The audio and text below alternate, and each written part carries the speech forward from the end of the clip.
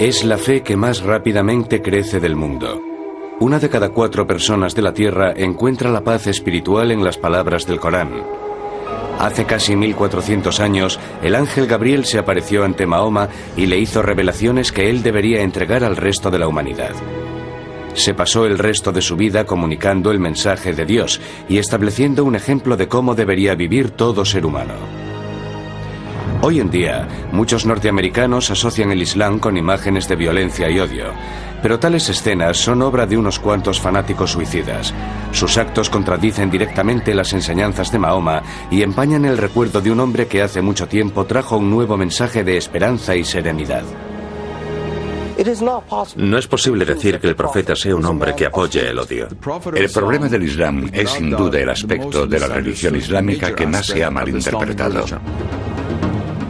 ¿Quién era ese hombre que fundó el Islam y llevó la tranquilidad espiritual a tantos?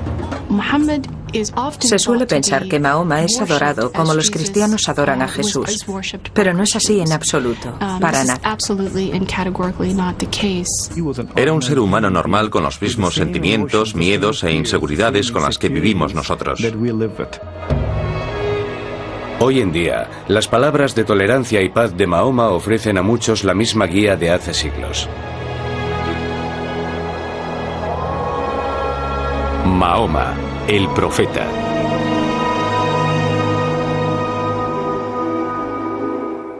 Por respeto a las creencias y prácticas de los musulmanes, en esta biografía no se mostrarán imágenes ni del profeta Mahoma ni de su familia inmediata. Allahu Akbar, Allah.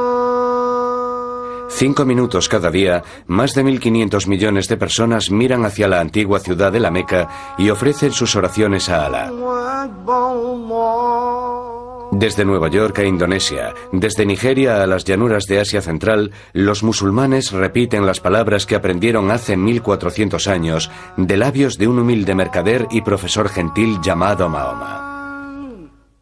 Hubo una época en la que era muy pobre y solo tenía una manta y la necesitaba, pero había un gato durmiendo sobre la manta, así que él cortó la parte de la manta que quedaba bajo el gato, porque no quería molestarlo.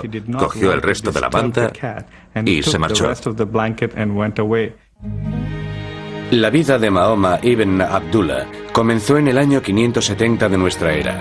Nació en la Meca, una próspera comunidad comercial en tierras de lo que hoy es Arabia Saudí.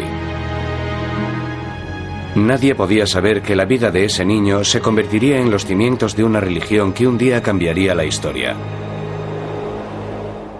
En la época en la que nació Mahoma, Arabia era una tierra estéril y dura, en la que de vez en cuando surgía un oasis. Los árabes que vivían en un mundo tan difícil emigraban de un sitio a otro, luchando para que sus ganados sobrevivieran en el duro desierto. Para sobrevivir en un sitio así, los árabes dependían del apoyo de su tribu. La tribu los protegía no solo del mal del desierto, sino de los interminables ataques y venganzas organizados por otras tribus. La vida social en la Arabia preislámica era feroz, y Mahoma nació en una época de violencia, tumultos y desesperación, no muy distinta a la nuestra. La estructura básica de la organización social era la tribu. Pero los nómadas del desierto también dependían de otros árabes que poco a poco habían construido ciudades pequeñas donde se dedicaban al comercio. La más próspera de dichas ciudades era la Meca, hogar del joven Mahoma. Mahoma era miembro de una tribu llamada los Quraysh, que habían abandonado la vida nómada y se habían convertido en prósperos comerciantes de caravanas. Había crecido siendo huérfano. A los 8 años estaba al cuidado de un tío que era el jefe de uno de los clanes de la tribu Quraysh. Como principal tribu de la Meca, los Quraysh también eran los guardianes del lugar santo más sagrado de los árabes, la Kaaba. Aunque reconocían a una deidad llamada Alá, también adoraban a muchos otros dioses y diosas en la antigua Kaaba. Los árabes rezaban ante más de 300 ídolos que se erguían alrededor de la sagrada estructura en forma de cubo. Tenía una consecuencia social y política muy importante porque era un lugar sagrado y toda violencia estaba prohibida en un radio de 30 millas alrededor de la Kaaba. El comercio había llevado riqueza a la Meca, Pero los celos y los continuos enfrentamientos estaban destrozando el viejo sistema tribal. Los ricos ignoraban a los pobres. Algunos opinaban que la vieja religión árabe necesitaba un cambio. Los judíos y los cristianos habían tenido sus profetas de la Reforma. Al igual que Moisés y Jesús habían proporcionado inspiración y renovación, muchos en la Meca deseaban una nueva revitalización espiritual. Mahoma se había convertido en guía de caravanas en su ciudad natal y organizaba viajes a lugares tan lejanos como la tierra que hoy ocupa Siria. Pero también él comprendía que los viejos valores de la caridad y la comunidad se estaban perdiendo en la Meca. Mahoma era profundamente respetuoso con la religión de sus antepasados, visitaba la Kaaba frecuentemente e intentaba llevar una vida de justicia y respeto hacia todos. No contamos con mucha información sobre el profeta Mahoma antes de que fuese llamado a ser profeta. Pero la información que la tradición nos ha legado indica que era alguien que era muy bueno en lo suyo, era un buen guía de caravanas. Entre otras cosas, su apodo era Al-Amin, persona de fiar. Muy pronto lo conocieron como hombre honrado, porque era un hombre justo al que le preocupaban los problemas sociales. Además de ser alguien eficiente, le consideraban un hombre con fuertes cualidades para el liderazgo. Era atractivo. Tenía unos ojos penetrantes que parecían llegar al alma de las personas. Y su sonrisa a veces parecía triste y tenía una forma muy característica de caminar. En el año 595, Mahoma fue contratado por una mujer rica llamada Jadilla para que organizara y guiara una caravana para ella. Él aceptó y regresó con un buen beneficio. Aquel viaje sería el principio de una nueva vida para Mahoma y Jadilla. Él era un ejecutivo internacional cuyo jefe era una mujer. Él era un buen partido y ella se le declaró directamente. Jadilla, en muchos aspectos, es una figura histórica interesante. Es una mujer que se ha hecho a sí misma y que decide declarársele a Mahoma, que por entonces no era profeta. Dicen que él era 15 años más joven que ella. Parece que vivieron una relación en la que había mucho amor. Mahoma y Jadilla tuvieron 5 hijas. Mahoma era un padre muy cariñoso y durante toda su vida mostró afecto hacia todos sus hijos. Aunque el clan encabezado por su tío tenía poco prestigio entre los Quraysh, la reputación de Mahoma en la Meca continuó creciendo. Era conocido por su amabilidad para con los esclavos, su caridad para con los pobres y su justicia al tratar con todo el mundo. Cada año, durante el Ramadán, el 9º mes del año lunar, Mahoma se iba a las montañas que rodeaban a la Meca, lugar donde disfrutaba de su soledad y la oración. En el año 610, a los 40 años, el humilde comerciante y padre de familia se dirigió a uno de sus retiros en la cueva de una montaña.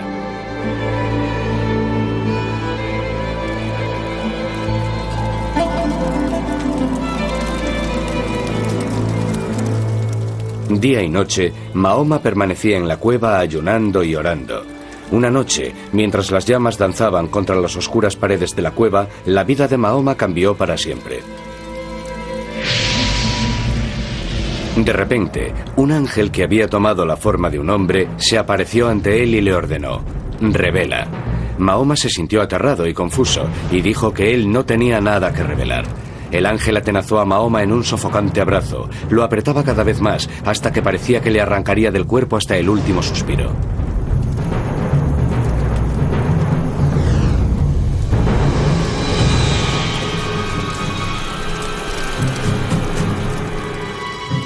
Revela en el nombre de tu Señor el Creador. Él creó al hombre de un coágulo de sangre. Revélalo y tu Señor será muy generoso.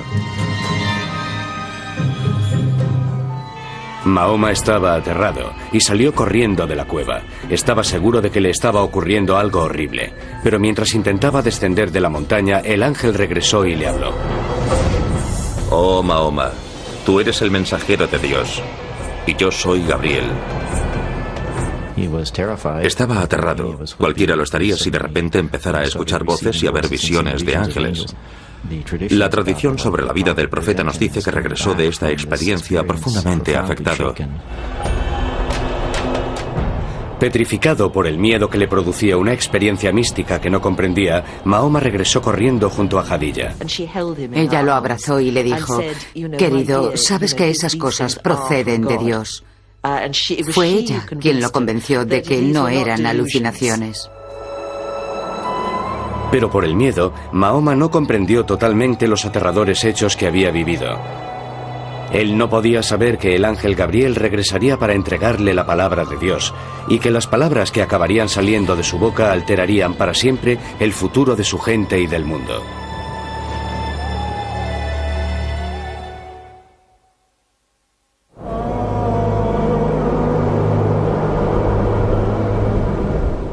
En el año 610, un comerciante árabe de 40 años con esposa e hijas había recibido la repentina visita de un ángel que le había ordenado convertirse en el mensajero de Dios. Poco a poco, Mahoma ibn Abdullah comenzó a aceptar que Dios quería que él le hablase a su gente como Moisés y Cristo habían llevado la palabra de Dios en otras épocas. Varias revelaciones siguieron a la primera, pero Mahoma estaba confuso y luchaba por comprender exactamente qué mensaje quería Dios que él transmitiera. Entonces, de repente, las revelaciones pararon. Mahoma guardaba en la oscuridad. Creía que Dios lo había abandonado, que no era merecedor de él. Él no sabía si sería el final de su comunicación con Dios, ni qué debía hacer basándose en esa comunicación limitada. ¿Qué había hecho para ofender al cielo y al ángel que le había hablado? ¿Cómo podía ser mensajero si no tenía mensaje? Pero mientras se hundía en la desesperación, otra revelación rompió el silencio. En el brillo de la mañana y en la quietud de la noche, tu Señor no te ha traicionado, ni se siente disgustado contigo. Lo que seguirá es mejor que lo que ha precedido, y pronto se te concederá aquello que te agradará. Mahoma ya tenía claro que no había malinterpretado las primeras revelaciones. En realidad, había sido llamado a decirle al mundo que no deben existir más dioses que el único Dios, Alá. A medida que iban llegando las revelaciones, las palabras se quedaban grabadas en la memoria de Mahoma. Al recitarlas, las iban copiando y formaron el Corán, el libro sagrado de Dios.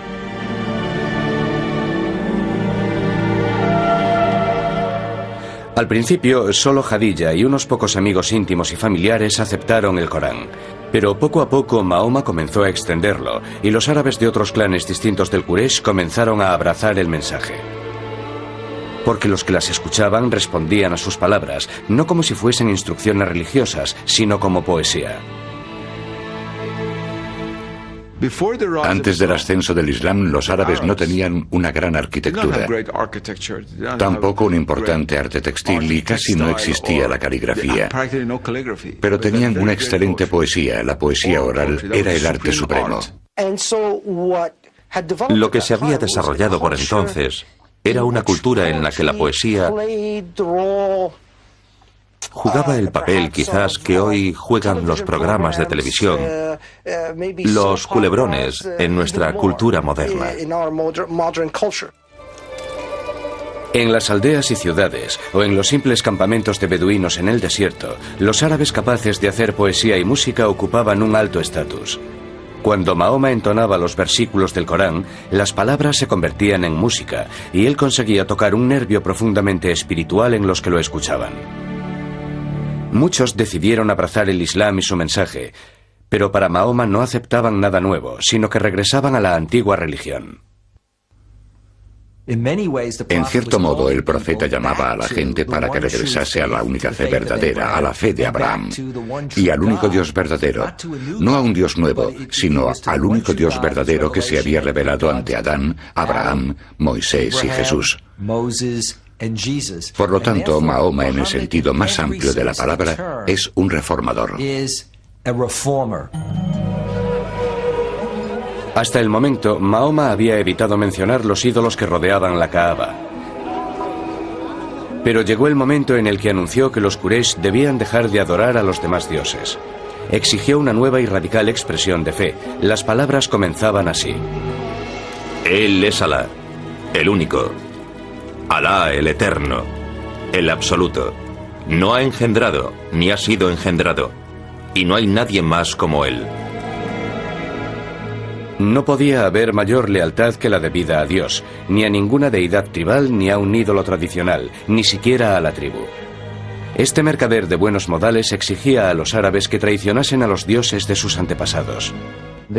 Su verdadera identidad echaba raíces en la familia, en las relaciones del clan, de parentesco, porque era eso lo que les daba una posición en el mundo.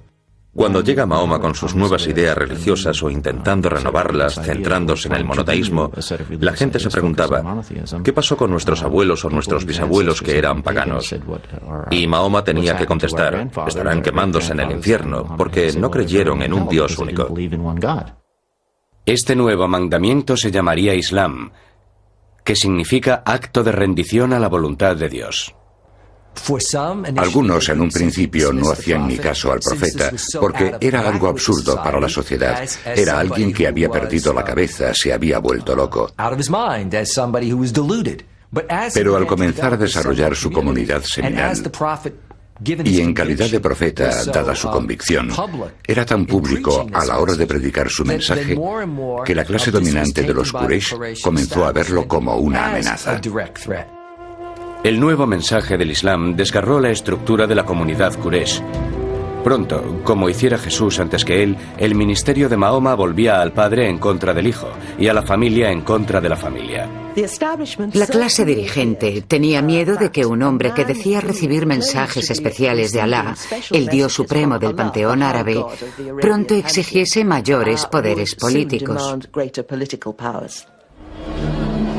Los líderes Quraysh más poderosos se volvieron en contra de Mahoma y de sus seguidores. Torturaron a los musulmanes. Algunos recibían latigazos, a otros los ataban varios días a una estaca bajo el abrasador sol de Arabia. El propio Mahoma soportó la furia de sus vecinos, que le arrojaban porquería e insultos en las calles. Durante 2 años, los líderes Quraysh prohibieron el matrimonio y el comercio con cualquiera de los seguidores del Islam. Nadie podía venderles alimentos. La agonía de este periodo se incrementó cuando Jadilla falleció en el año 619. Al morir su tío poco tiempo después, perdió a su protector y quedó claro que la vida de Mahoma corría un grave peligro. Muere su mujer, muere su tío, y aunque tiene seguidores, a muchos los están torturando, encarcelando, persiguiendo. Él no puede ayudar a muchos de sus seres queridos y a muchos de los que han creído en él. Es en esta época terrible, cuando Mahoma se quedó casi sin recursos, en la que vivió su experiencia mística más grande. Una noche del año 620, el ángel Gabriel volvió a despertar a Mahoma. El ángel le regaló una criatura similar a un caballo alado que llevó al profeta a través del cielo nocturno hasta Jerusalén. Allí lo recibieron Abraham, Moisés, Jesús y los demás profetas. Al final, la criatura lo elevó aún más allá del espacio y tiempo terrenales. Mahoma se separó de su cuerpo físico y su espíritu por fin ocupó la cima del universo. Su viaje celestial a Jerusalén sugirió a Mahoma que estaba entrando en una nueva fase de su servicio a Dios y al Islam.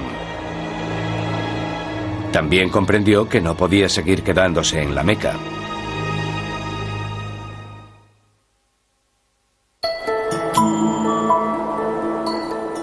A más de 200 millas al norte de la antigua Meca se encuentra el fértil oasis de Yatrib. Era una exuberante isla de verdor en medio de unas ásperas montañas volcánicas y de un suelo desértico incultivable. Su agua dulce y sus abundantes cosechas de grano y dátiles proporcionaban una cómoda vida.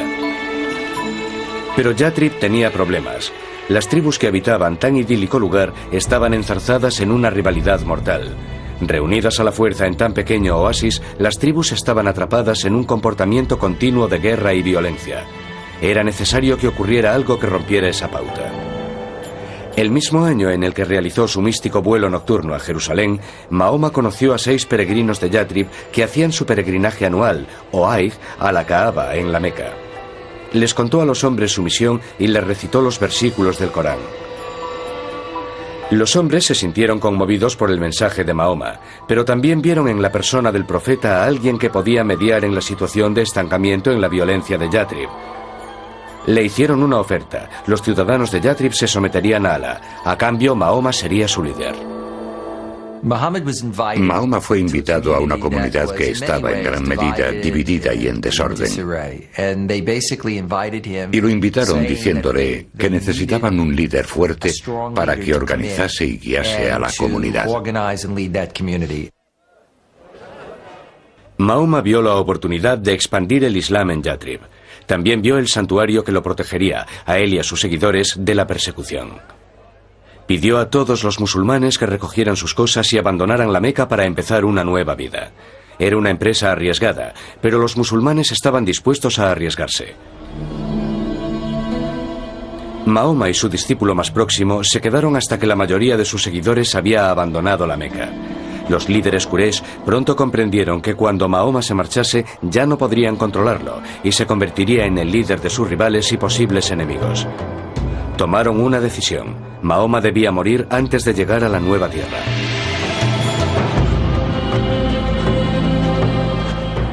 Para que ningún clan cargase con la responsabilidad, se decidió que un miembro de cada uno de ellos le clavaría una espada a Mahoma al mismo tiempo. Los hombres buscaron desesperadamente por toda la Meca, pero Mahoma había sido advertido de la amenaza y había huido. A la mañana siguiente, unos jinetes salieron en persecución de Mahoma y siguieron su pista hasta la entrada de una cueva. Mahoma y su discípulo se ocultaban dentro.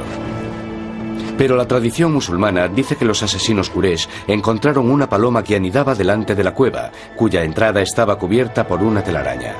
Los Quraysh llegaron a la conclusión de que no podía haber nadie dentro. Alá había protegido a su profeta. La huida de la Meca en el año 622 es para los musulmanes la Égira.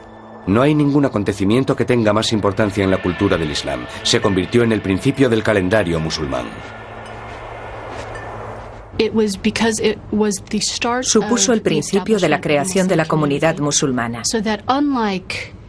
A diferencia del calendario gregoriano, que comienza con el nacimiento de Cristo, el calendario musulmán o islámico se basa en el calendario lunar y también en el concepto de comunidad. Cuando Mahoma llegó a Yatrib, la gente salió a recibirlo y todos querían el honor de alojarlo en su casa. Pero Mahoma dejó que su camello preferido, Kaswa, vagase sin guía por la población. Cuando al final Kaswa se paró y se arrodilló, Mahoma dijo que aquel era el lugar en el que viviría. Ordenó que comenzaran a levantar una casa y la primera mezquita.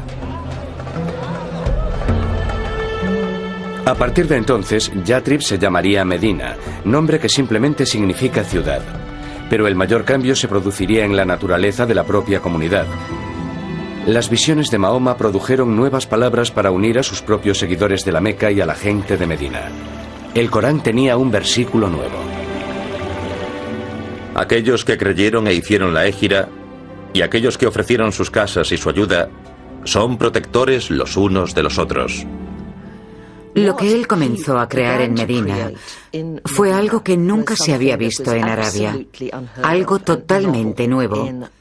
Era una comunidad unida por un ideal, por una ideología común, por una religión compartida, no por la sangre. Estaba creando, por así decirlo, una supertribu en la que la gente no estaba emparentada entre sí, sino que se relacionaban por la fe y por determinados acuerdos. Si pensamos en la Arabia del siglo VII, que se basaba en el parentesco tribal, la idea de una comunidad basada en la fe, a la que cualquiera podía unirse, esclavo, mujer, hombre, rico, pobre, negro, blanco, era algo revolucionario. Y por supuesto muy amenazador para algunos. Para unir más a las gentes musulmanas, Mahoma dio por terminado su luto por Jadilla y comenzó a tomar nuevas esposas. En total se casaría con 11 mujeres de tribus y clanes muy diferentes. Unos 7 meses después de que los musulmanes llegasen a Medina, se terminó la primera mezquita. Incluía un gran patio en el que decir las oraciones.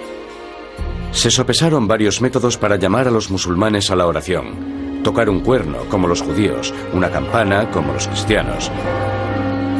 Pero al final se decidió que solo era necesaria la voz humana para llamar a la oración que Mahoma había enseñado a su pueblo. Se eligió a un hombre joven para hacer dicha llamada. Y por primera vez los musulmanes oyeron las palabras que siguen sonando en las mezquitas de todo el mundo, atrayendo a todos a Dios. Allahu Akbar, Allahu Akbar. Admito que no existe más Dios que Alá. Admito que Mahoma es el apóstol de Dios. Venid a rezar. Venid a rezar. Mahoma creía que llamaba a los fieles a la vieja religión que los árabes habían compartido con el judaísmo y el cristianismo. Pero siguiendo las órdenes de Alá, el profeta comenzó a crear una nueva identidad para la comunidad islámica que la separaría de las otras formas más antiguas de monoteísmo. El Corán y el profeta creían que la revelación que se le había dado a Moisés en lo que se llama la Torá y la revelación de Jesús se habían distorsionado históricamente. No por parte de los profetas, sino de las comunidades que los siguieron. Para dramatizar el alejamiento del cristianismo y el judaísmo, otra orden pasó a formar parte del Corán. Los musulmanes ya no tenían que mirar a Jerusalén para rezar. Desde entonces, los fieles a Dios rezarían mirando hacia la Meca y la Kaaba. Ahora Mahoma tenía la responsabilidad de ocuparse de las tareas mundanas pero importantes, del gobierno. Estas ocupaciones lo alejarían del ministerio del anterior profeta del Islam, Jesucristo. Existe un contraste inmenso entre Jesús y Mahoma, que se deriva sobre todo del hecho de que, a diferencia de Mahoma, Jesús nunca fue jefe de Estado. Mahoma era un líder político. Eso significaba que tomaba decisiones que afectaban al trabajo, la economía, el comercio y la seguridad de Medina. Para proteger a la combativa y joven comunidad, Mahoma sabía que la política básica de Arabia tendría que cambiar. Y eso significaba que habría que enfrentarse a la amenaza de los Quraysh. Mahoma acabaría buscando una solución que el mundo teme y muy a menudo asocia con el Islam. Recurriría al conflicto armado. Desde los días de la Meca, las revelaciones de Dios habían llamado a los musulmanes a prepararse para luchar por llevar una vida moral y justa. La palabra árabe que designa esta lucha moral es yihad. La yihad iba a necesitarse en poco tiempo si la comunidad musulmana quería sobrevivir. Porque cuando el profeta y sus seguidores abandonaron la Meca, para todos estaba claro que llegaría el día en el que tendrían que defender sus creencias en la batalla. Ese día estaba cada vez más cerca. Por respeto a las creencias y prácticas de los musulmanes, en esta biografía no se mostrarán imágenes ni del profeta Mahoma ni de su familia inmediata.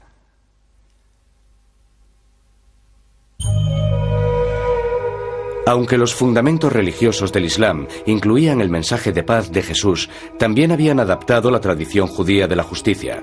Los versículos del Corán que fluían de boca de Mahoma empezaban a incluir un mensaje que justificaba la defensa armada de la comunidad. Se les da permiso para luchar porque son perjudicados. En verdad, Alá el Poderoso acudirá en su ayuda. Son aquellos que han sido expulsados de sus hogares.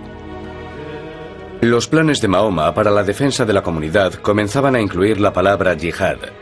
Es un término que suelen citar los que se oponen al Islam como prueba de la confianza de esta religión en la violencia y en la guerra. Pero el verdadero significado de yihad es algo muy diferente. Yihad procede de la raíz arábiga yihada, que significa lucha. Se hace referencia a ella continuamente como una lucha en nombre de Dios.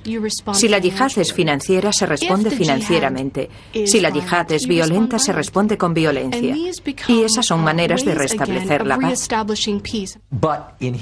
Pero en la historia, los extremistas se apropian, en una etapa ya muy temprana, de esa noción de yihad. Y eso es lo que se relaciona con lo que los extremistas como Osama Bin Laden y Al-Qaeda hacen mucho más tarde. apropiarse de este concepto de yihad para legitimar lo que ellos quieren hacer. Mahoma ya había hablado de la yihad cuando los musulmanes aún vivían en la Meca, pero las nuevas revelaciones hacían hincapié en un aspecto diferente de la yihad. Llegaron en un momento en el que los musulmanes de Medina luchaban por su supervivencia. Los Quraysh habían conseguido que la mayoría de ellos saliesen de la Meca sin llevarse nada de valor. Cuando Mahoma y sus seguidores llegaron a Medina, eran en cierto modo exiliados de su ciudad natal. Estaban sin empleo, por decirlo claramente. No tenían ninguna forma de ganarse la vida. No cultivaban dátiles y toda la tierra disponible en aquel asentamiento agrícola ya tenía dueño. Por eso comenzaron a realizar incursiones. Dios había dado a los musulmanes la orden de luchar, y ahora las revelaciones de Dios permitían que esa lucha incluyese el derecho a la supervivencia.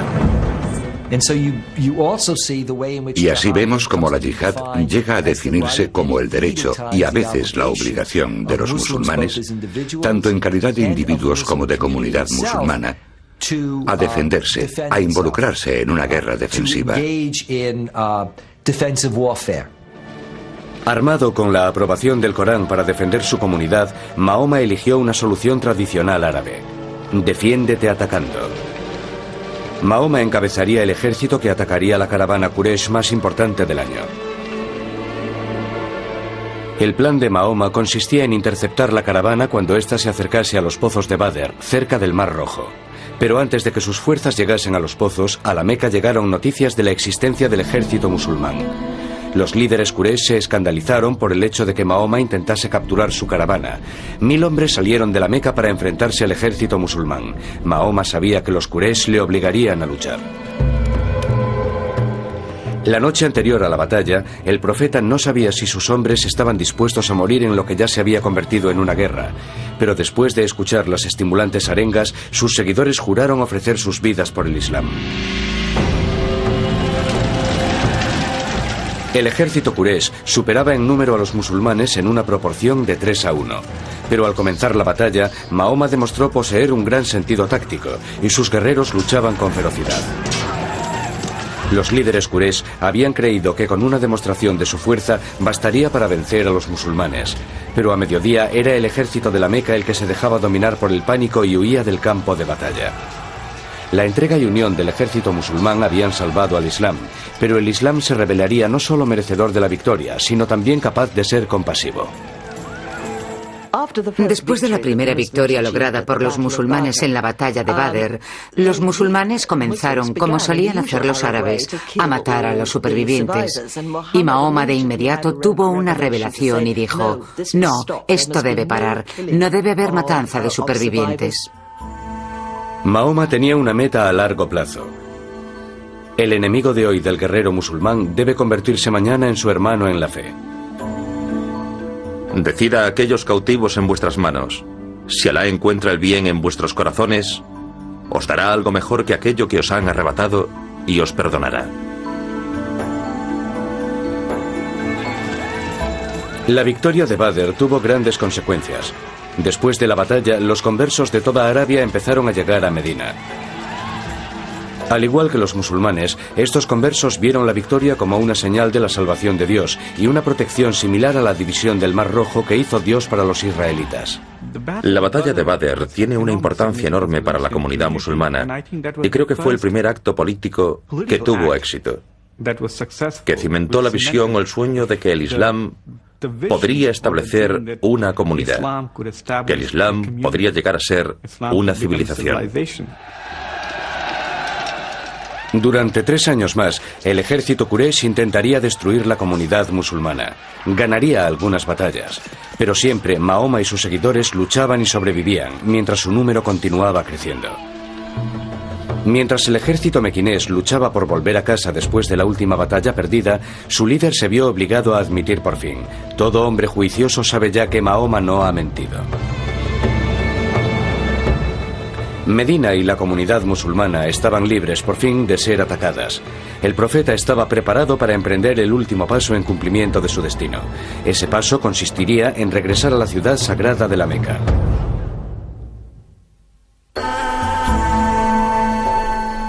La vida de Mahoma en Medina era austera pero cómoda. Tenía pocas posesiones, pero no le faltaba de nada.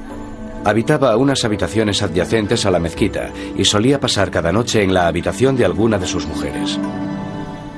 Las esposas de Mahoma formaban un grupo diverso. Una era judía, otra beduina, incluso una era su prima. La mayoría habían sido elegidas por motivos políticos, pero unas pocas, como su tercera esposa Aisha, eran claramente asunto del corazón. Mahoma dijo a sus seguidores que las revelaciones de Dios decían que cada hombre podía tomar no más de 4 esposas, y el marido debía tratarlas a todas como iguales. Casaos con mujeres de vuestra elección, 2, 3 o 4. Pero si teméis que no podréis mantener la justicia entre vuestras esposas, entonces casaos solo con una. Con frecuencia, el mundo moderno opina que el Islam es machista, como poco, y misógino como mucho.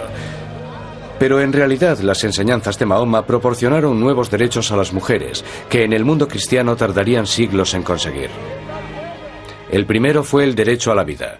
El Corán prohibía la práctica del infanticidio femenino, que había sido algo común en la Arabia anterior a su llegada. A las mujeres también se les concedió el derecho a la educación, a ser debidamente educadas como lo eran los hombres, a heredar, lo que significaba que también podían comprar y vender propiedades, lo cual implicaba que tenían que realizar transacciones comerciales. La costumbre de que la mujer musulmana lleve velo se considera erróneamente otro indicio del prejuicio del Islam contra las mujeres.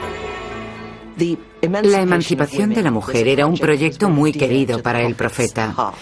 El Corán no dice que las mujeres deban llevar velo o que deban recluirse en una parte distinta de la casa. Estas costumbres fueron adquiridas 3 o 4 generaciones después de la muerte del profeta.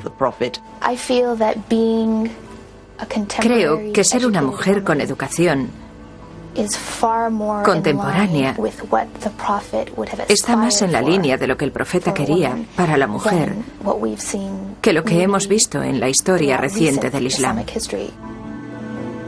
Mahoma había alcanzado un gran éxito. Sus seguidores en menos de 20 años habían pasado de ser un puñado a ser miles de devotos conversos. Pero no podía completar su misión mientras el lugar sagrado de la Kaaba continuase albergando ídolos. En enero del año 630, Mahoma puso rumbo a la Meca a la cabeza de un ejército de 10.000 hombres. Cuando los musulmanes se acercaban a la ciudad sagrada, los mequineses no intentaron resistir. Estaba claro que los viejos dioses de los Quraysh no tenían poder ante el Islam. El profeta no deseaba derramar sangre. Proclamó la amnistía como símbolo de su deseo de unir a todas las gentes como hijos de un solo Dios. Las únicas víctimas que deseaba seguían sentadas en la Kaaba. El profeta entró en la estructura sagrada y dirigió la destrucción de los 365 ídolos mientras recitaba el siguiente versículo: La verdad ha llegado y conquistado la falsedad. Mahoma había validado su visión y proclamado al mundo la fuerza y vitalidad del Islam. Cuando falleció en junio del año 632, el profeta había llevado la paz a Arabia. Había transformado una religión de muchos dioses en un poderoso monoteísmo basado en una guía moral y ética para la vida diaria. Pero la muerte de Mahoma marcó el nacimiento de la gran era del Islam. En cuestión de 100 años, las palabras del profeta se extendieron desde Arabia al resto del mundo. Mientras la cultura árabe se mezclaba con el saber griego y bizantino, la era de la Ilustración islámica proporcionó enormes avances en matemáticas, astronomía, medicina, literatura y arquitectura. ¿Quién iba a pensar hoy en día, y mucho menos entonces, que un hombre nacido huérfano, en una sociedad árabe dividida, analfabeto, guía de caravanas, crearía una tradición religiosa cuya presencia física, a los 100 años de su muerte, se extendería desde Arabia hasta el norte de África y hasta la India? Y siempre advertía a sus seguidores que no lo convirtieran en un Jesús, que jamás dijeran que era divino. Decía que solo era un hombre corriente. El hecho de que llevara lo que podríamos llamar una vida normal lo hace muy atractivo para muchos musulmanes, para la mayoría de los musulmanes. Que se casara, tuviera hijos, son cosas que lo hacen muy accesible como modelo para la gente. Muchos siglos después de desaparecer, la vida de Mahoma sigue siendo la base de la fe que fundó. En la actualidad, es la religión que más rápido crece en el mundo. Mientras estos devotos responden a la antigua llamada a la oración, cada uno de ellos sigue el ejemplo del profeta para que proporcione paz y serenidad a su vida diaria. La antigua Kaaba sigue estando en la Meca, y millones de peregrinos acuden allí cada año para volver sobre los pasos del profeta. El lugar de la ascensión de Mahoma sobre su criatura alada para encontrarse con Dios es hoy en día la mezquita de la Cúpula de la Roca en Jerusalén. La puerta de Mahoma al cielo se ha convertido, por desgracia, en el centro de la enemistad y el odio entre dos pueblos que comparten las mismas fuentes, los mismos comienzos. Algunos musulmanes que toman parte en la violencia utilizan las palabras de un hombre compasivo para legitimar sus actos de crueldad y odio. Citan versículos del Corán como inspiración de sus monstruosas ambiciones. Desde el 11 de septiembre hemos oído a Osama Bin Laden recitar algunos versículos del Corán muy sanguinarios. Pero lo que Bin Laden no hace es mencionar o recitar los versículos que en cada caso siguen a esos tan feroces. Siempre dicen, pero el perdón es mejor. Si queremos coger parte del relato, uno de los capítulos, y desarrollar un concepto del profeta basándonos en ese único capítulo, claro que nos saldrá distorsionado y percibiremos al profeta como un hombre violento, un hombre que odia. Cuando la gente comete injusticias, es violenta en nombre del Islam. Comete injusticias y es violenta contra Mahoma y contra Dios.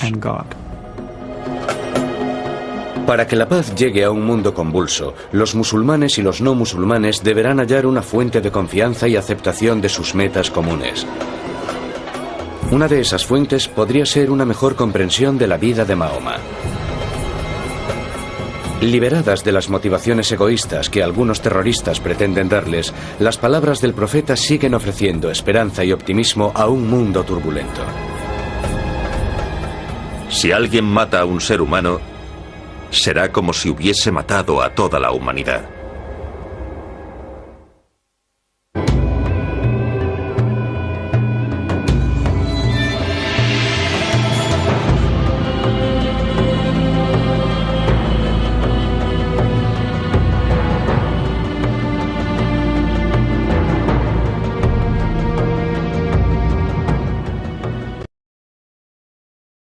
Era un ser humano normal con los mismos sentimientos, miedos e inseguridades con las que vivimos nosotros. Hoy en día, las palabras de tolerancia y paz de Mahoma ofrecen a muchos la misma guía de hace siglos. Mahoma, el profeta.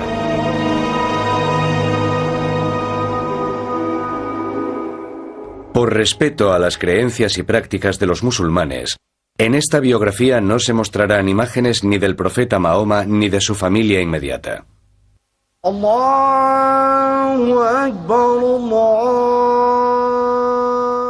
Allah. 5 minutos cada día, más de 1.500 millones de personas miran hacia la antigua ciudad de la Meca y ofrecen sus oraciones a Alá. Desde Nueva York a Indonesia, desde Nigeria a las llanuras de Asia Central, los musulmanes repiten las palabras que aprendieron hace 1400 años de labios de un humilde mercader y profesor gentil llamado Mahoma. Hubo una época en la que era muy pobre y solo tenía una manta y la necesitaba, pero había un gato durmiendo sobre la manta, así que él cortó la parte de la manta que quedaba bajo el gato. Porque los ricos ignoraban a los pobres. Algunos opinaban que la vieja religión árabe necesitaba un cambio. Los judíos y los cristianos habían tenido sus profetas de la Reforma. Al igual que Moisés y Jesús habían proporcionado inspiración y renovación, muchos en la Meca deseaban una nueva revitalización espiritual.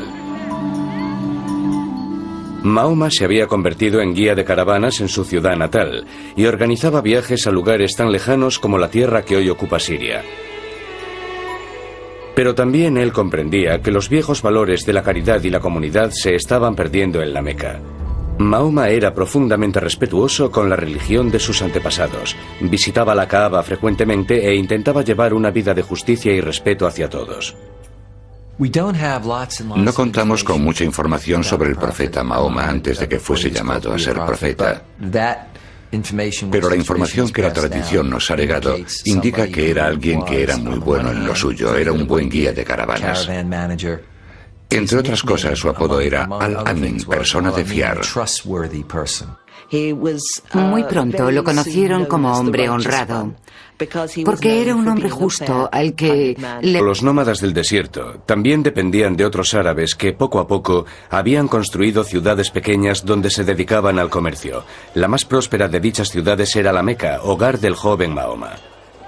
Mahoma era miembro de una tribu llamada los Quraysh, que habían abandonado la vida nómada y se habían convertido en prósperos comerciantes de caravanas.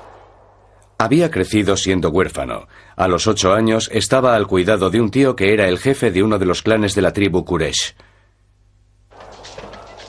Como principal tribu de la Meca, los Quraysh también eran los guardianes del lugar santo más sagrado de los árabes, la Kaaba. Aunque reconocían a una deidad llamada Alá, también adoraban a muchos otros dioses y diosas en la antigua Kaaba.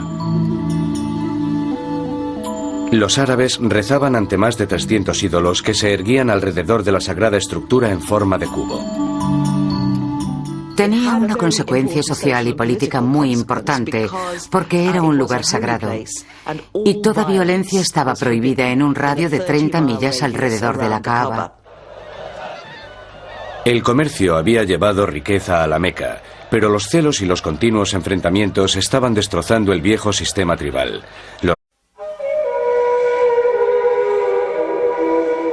Es la fe que más rápidamente crece del mundo.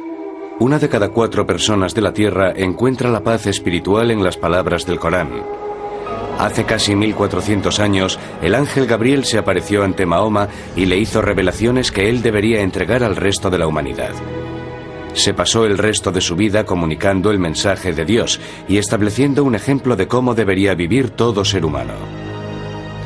Hoy en día, muchos norteamericanos asocian el Islam con imágenes de violencia y odio, pero tales escenas son obra de unos cuantos fanáticos suicidas. Sus actos contradicen directamente las enseñanzas de Mahoma y empañan el recuerdo de un hombre que hace mucho tiempo trajo un nuevo mensaje de esperanza y serenidad. No es posible decir que el profeta sea un hombre que apoye el odio. El problema del Islam es sin duda el aspecto de la religión islámica que más se ha malinterpretado. ¿Quién era ese hombre que fundó el Islam y llevó la tranquilidad espiritual a tantos? Se suele pensar que Mahoma es adorado como los cristianos adoran a Jesús, pero no es así en absoluto, para nada. No quería molestarlo. Cogió el resto de la manta y se marchó. La vida de Mahoma ibn Abdullah comenzó en el año 570 de nuestra era. Nació en la Meca, una próspera comunidad comercial en tierras de lo que hoy es Arabia Saudí. Nadie podía saber que la vida de ese niño se convertiría en los cimientos de una religión que un día cambiaría la historia. En la época en la que nació Mahoma, Arabia era una tierra estéril y dura, en la que de vez en cuando surgía un oasis. Los árabes que vivían en un mundo tan difícil emigraban de un sitio a otro, luchando para que sus ganados sobrevivieran en el duro desierto. Para sobrevivir en un sitio así, los árabes dependían del apoyo de su tribu. La tribu los protegía no solo del mal del desierto, sino de los interminables ataques y venganzas organizados por otras tribus. La vida social en la Arabia preislámica era feroz, y Mahoma nació en una época de violencia, tumultos y desesperación, no muy distinta a la nuestra. La estructura básica de la organización social era la tribu.